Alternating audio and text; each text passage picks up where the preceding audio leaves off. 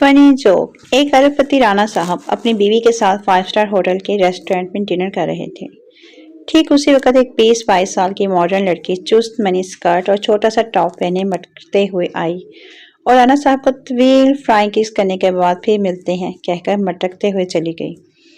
हक्का बक्का बीवी लाल पीली होते हुए चीखी, कौन थी वो लड़की?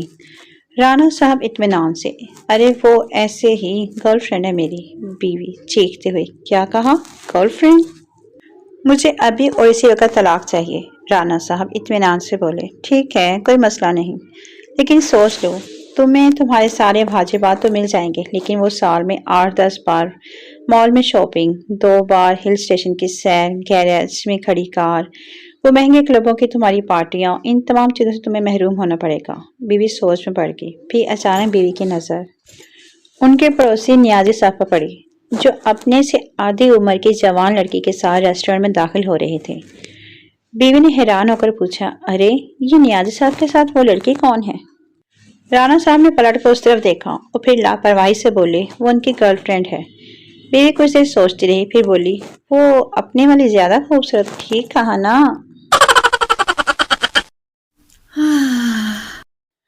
Funny joke. बीवी, शुक्र है आप सही सलामत घर वापस आ गए। शोहर, क्यों क्या हुआ? बीवी, बाहर गली में बहुत शोर था और लोग कह रहे थे कि कोई रन मुरीद गटर में गिर गया है। शोहर फिटे मुंह, रन मुरीद नहीं राना मुरीद कह रहे थे। Funny joke. एक लड़की पार्क में बैठी सरदार को देखे जा रही थी। सरदार ने तंग आकर पूछ ही लिया, आप क्या तलाश कर रही हो? लड़की शर्माते हुए, अपनी जिंदगी के लिए हम सफर तलाश कर रही हूँ। सरदार, नहीं मिला। लड़की, नहीं। सरदार, बाजी इस तरह करो, तो बाजार से पता करो, वहां से हर चीज मिल जाती है।